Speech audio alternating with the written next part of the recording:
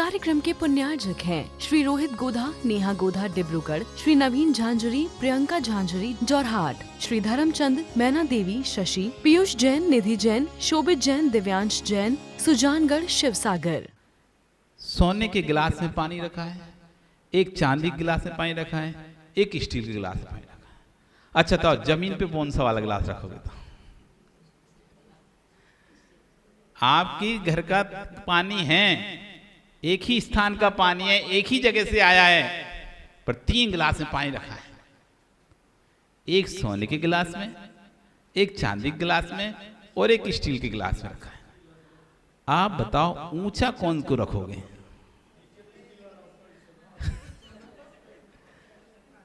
नीचे स्टील वाला रखा जाएगा, जबकि पानी को देखते तो पानी तो समान था। पानी में कोई भेद था क्या? स्टील वाला पानी क्या प्यास नहीं बुझाएगा? स्टील वाला गिलास का पानी प्यास नहीं बुझाएगा क्या? जैसे सोने के गिलास में रखा पानी पियोगे प्यास बुझेगी, वैसे स्टील के गिलास में रखे पानी को पियोगे तब भी प्यास बुझेगी। लेकिन फिर भी हमें तो वो वाला चाहिए, तो ये तो पानी पीना है ना। आपके सामने 3 गिलास आए, लो पानी के लिए, तो पहले किस पे आ जाए?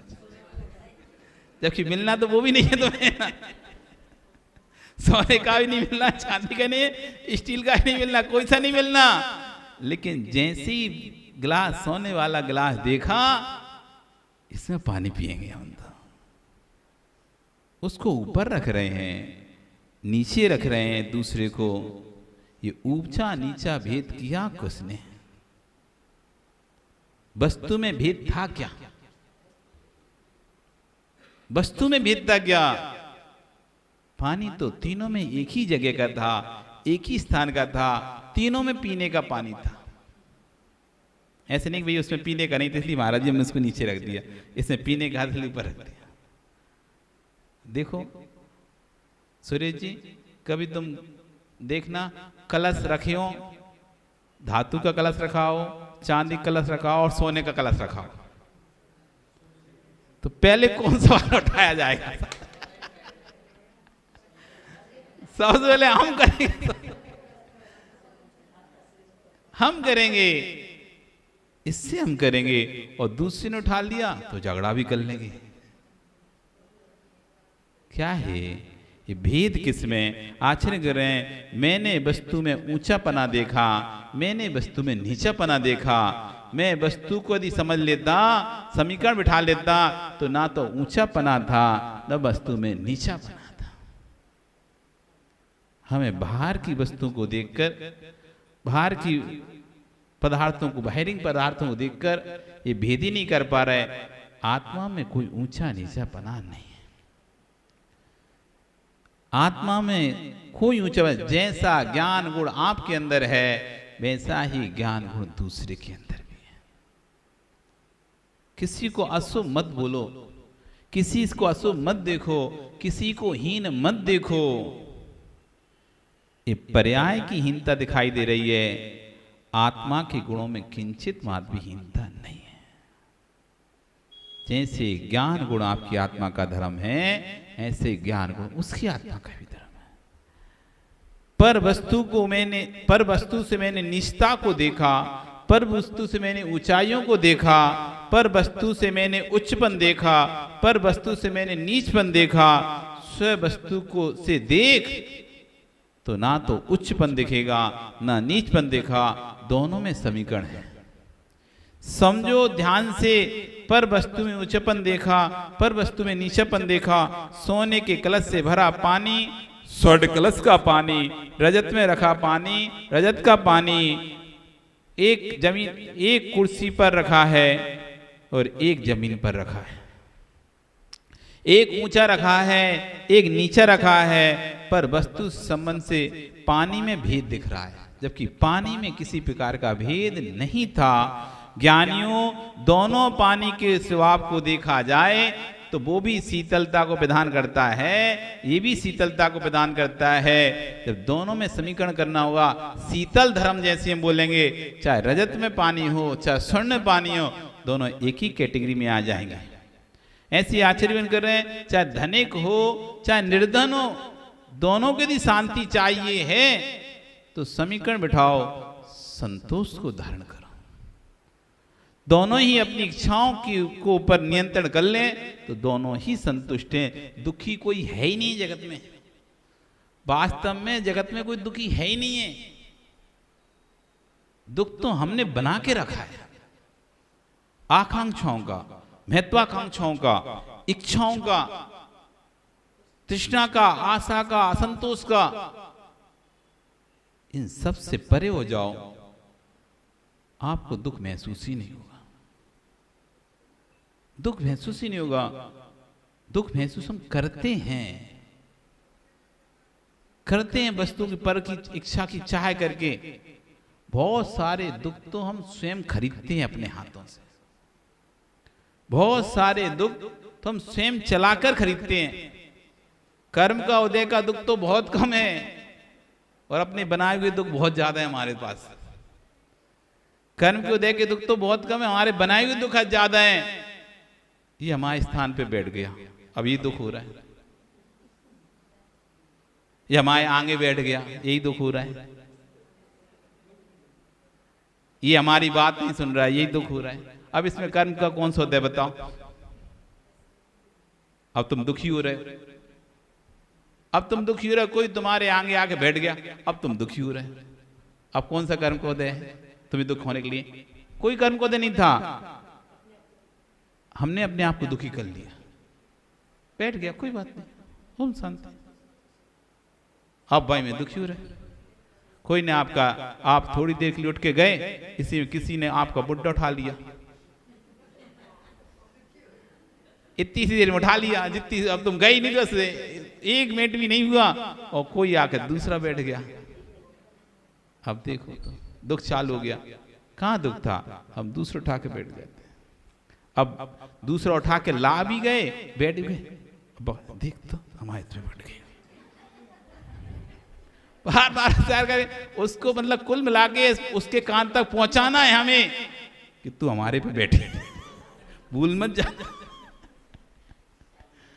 मतलब सामने वाले तो फील कराना चाहते हैं, सामने वाला समझ जाए कैसे भी करके कि तुम हमारे पे बैठे हो, हम उधर गए थे तो तुम बैठ गए। दुख है कहाँ? दुख उत्पन्न किए जाते हैं, दुख उत्पन्न किए जाते हैं। घर में कोई सो के नहीं उठ रहा और तुम बार बार धका रहे हो और चिल्ला रहे हो, रो रहे हो।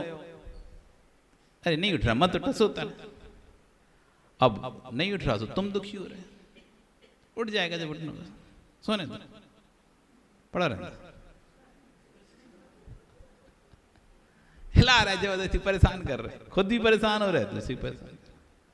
कितना घर से जब निकलते हैं तो कितना क्लेश होकर निकलता है। बहुत से लोग तो ये सो के अभी तक उठा नहीं है, बहू अभी तक उठी नहीं है, और आप निकले और अब आप सास बन गए, अब बहू सो रही है और तुम उठ गए। अब बताओ कितना क्लेश होता है तुमको, देख देख के क्लेश होता है उससे। वो जब जब सो दिखी सोई दिखी फिर क्लेश होगा।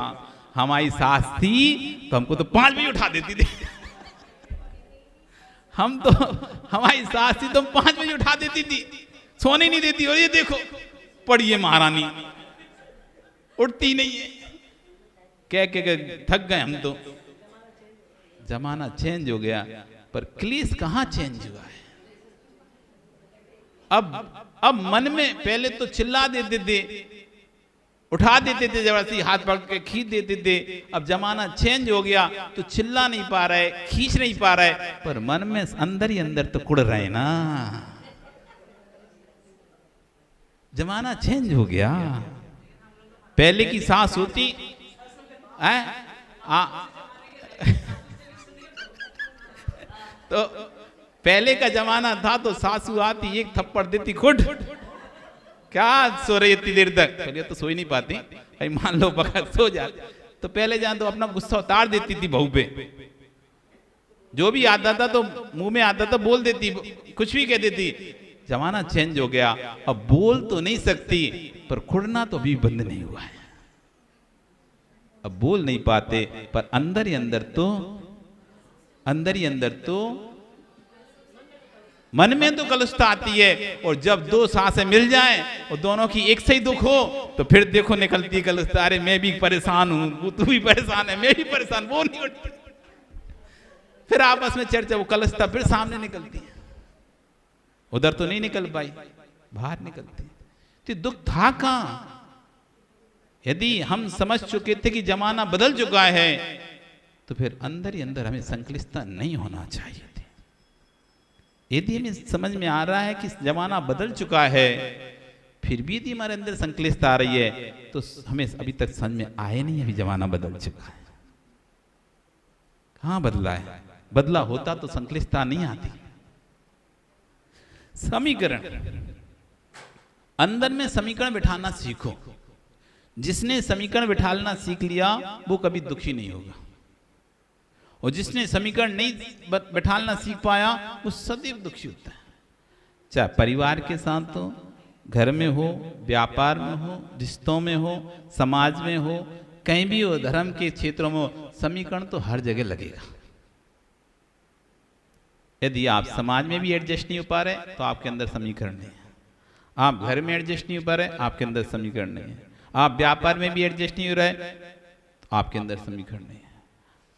आप कहीं एडजस्ट नहीं होते, दोस्तों में एडजस्ट होते नहीं, समाज में एडजस्ट नहीं हो, रिश्तेदारी में एडजस्ट होते नहीं है, तो कहाँ समीकरण है? क्योंकि जहां जहां एडजस्ट होना है आपको, वहां समीकरण लगेगा। समीकरण में कुछ अपना होता है, कुछ दूसरे का होता है, कभी कुछ बात अपनी होती, कभी कुछ बात दूसरे की होती, तब जाके बैठता है समीकरण। तो कह रहे हैं दोनों के स्वभावों को देख लिया जाए तो पानी में समीकरण है, पानी में साम भाव है। जैसे पानी शीतल गुण से में साम भाव है, ऐसे जगत के प्राणी के चैतन्य में साम भाव है। जैसे पानी का, चाहे स्टील के गिलास में, सोने के, रजत के गिलास में पानी है, इनमें साम भाव शीतलता गुण के कारण से सब में साम भाव है। ऐसी जगत के सभी जीवों को यदि आप एक दृष्टि से देखना चाहते हैं साम भाव, तो आपकी चेतनत्व गुण को देखो, सभी में चेतन है। जैसा दुख दर्द पीड़ा मुझे होगी, वैसी दुख दर्द पीड़ा उसको भी होगी। ऐसा जिस दिन भाव आ जाएगा, आप कभी दूसरे को दुख दे ही नहीं पाओगे। एक गांव में दो दोस्त रहते थे, एक का नाम था बिरजू और एक का नाम था सरजू। दोनों दोस्त थे घनिष्ठ, पर किसी बात को लेकर अचानक लड़ाई हो गई, और लड़ाई बढ़ते बढ़ते ऐसी कोई खेत में दोनों काम कर रहे थे, वो काम करते करते लड़ाई इतनी अधिक बढ़ गई कि हाथापाई पर आ गई, और हाथापाई पर सामने जो हल वगैरह थे उससे लड़ाई होने लगी, और एक का हल दूसरे के पेट में घुस गया। सरजू ने बिरजू को मार दिया। इधर बिरजू का पिता तो था ही नहीं, मां अकेली थी, विधवा थी, अपने बेटे को खाना लेके आ रही थी खेत पर, और दूर से देखती कि ये दो आपस में लड़ रहे हैं, तो जब तक दौड़ी भागी आई तब तक तो काम खत्म हो चुका था। जब तक गांव के लोग आए, उसको उठाया, अस्पताल लेकर पहुंच पाए, तब तक तो व्यक्ति मर चुका था। इधर दूसरा मित्र भाग गया। सबने उस मां को कहा रिपोर्ट लिखाओ, पुलिसफुल रिपोर्ट लिखाओ, और थाने में ले गए। थाने में रिपोर्ट लिखाई गई। पुलिस वाले ने खोजबीन करी और उस दूसरे मित्र को पकड़ लिया। पकड़कर अदालत में प्रस्तुत किया गया। अदालत में प्रस्तुत किया गया, और जब पेशी थी उस समय गवाही होनी थी। गवाही के समय मां को बुलाया गया, क्योंकि एक ही चश्मदीद गवाह थी जिसने मारते हुए देखा था, बाकी किसी ने देखा नहीं था। तो उसको बुलाया गया, और कहा गया कि देखो ये जो सामने खड़ा हुआ कटघरे में लड़का है, इसी ने तुम्हारे बेटे को मारा है। लड़के को सामने देखती है, एक गहरी नजर से देखने के बाद, जज साहब ये वो लड़का नहीं है, जज साहब ये वो लड़का नहीं है। जज साहब कहते हैं यही तो है आपने जिसका नाम लिखाया है। नहीं जज साहब, नाम भले ये होगा, लेकिन ये वो लड़का नहीं है, इसने मेरे बेटे को नहीं मारा। वकील कहता है क्या बात कर रहे तुम, केस हार जाएंगे। जज फिर से पूछता है, सारी देखने वाले जो थे, पंचायत के लोग, समाज के लोग, गांव के लोग, सब में बातें चीतें होने लगी, क्यों झूठ बोल रही है, क्या हो गया, अच्छा किसने इसको धमकी दी है, क्या दिया है, क्या हो गया। तीसरी बार जज ने पूछा, लास्ट बार पूछ रहे हैं, क्या ये वही लड़का है जिसने तुम्हारे बेटे को मारा है? नहीं जज साहब, ये वो नहीं है। तो अब जब कोई सबूत ही नहीं है तो सजा किसकी? जब वो लड़का ही नहीं है तो सजा किसकी? तो जज साहब ने उसे बाइज्जत बरी कर दिया। अब इधर जब माँ गांव में पहुंची तो गांव में पंचायत बिठाई गई। किसने तो ना गांव की नाक कटवा दी। सबने देखा है, सबको पता है कि इसने ही मारा है। ओ ये वहां जाकर सबके, एक तो हमने इतनी मेहनत करके उसे पकड़वाया और इसने सबके सामने झूठ बोला। इसको सजा देना चाहिए। माँ को बुलाया गया और माँ उससे पूछा गया कि तुमने झूठ क्यों बोला, इसका हमको उत्तर दो। तुमने पूरी समाज की, पंचायत की, गांव की नाक कटा दी। तुमने गलत काम क्यों किया? तो उसने कहा, मैंने कोई गलत काम नहीं किया। रात्रि के समय में, कल रात को इसकी मां मेरे पास आई, रो रही थी, बिलख रही थी, मेरे बेटे को बचा लो, मेरे बेटे को बचा लो। मैं तो 10 दिन से सोई नहीं हूं। एक दिन भी ऐसा नहीं निकला जो मेरी आंखों से आंसू बंद हुआ हो। एक क्षण भी ऐसा नहीं है जो मैं रोई ना हूं। हर समय मेरी आंखों से आंसू निकल रहा था। जब इसकी मां मेरे सामने रो रही थी, बिलख रही थी, तब मुझे लगा कि जैसे मेरे बेटे के खोने का दर्द मुझे हो रहा है, मैंने गवाही दे दी तो इसका बेटा भी इससे बिछड़ जाएगा। ये भी वैसी तड़पेगी जैसे मैं तड़प रही हूं। आपका कल फिर आओगे, पर आ रही तो फिर चर्चा करें। बोली भगवान महावीर स्वामी की। इस कार्यक्रम के पुण्यार्जक हैं श्री रोहित गोधा, नेहा गोधा डिब्रूगढ़, श्री नवीन झांझरी, प्रियंका झांझरी जोरहाट, श्री धर्मचंद, मैना देवी शशि, पीयूष जैन, निधि जैन, शोभित जैन, दिव्यांश जैन, सुजानगढ़ शिवसागर।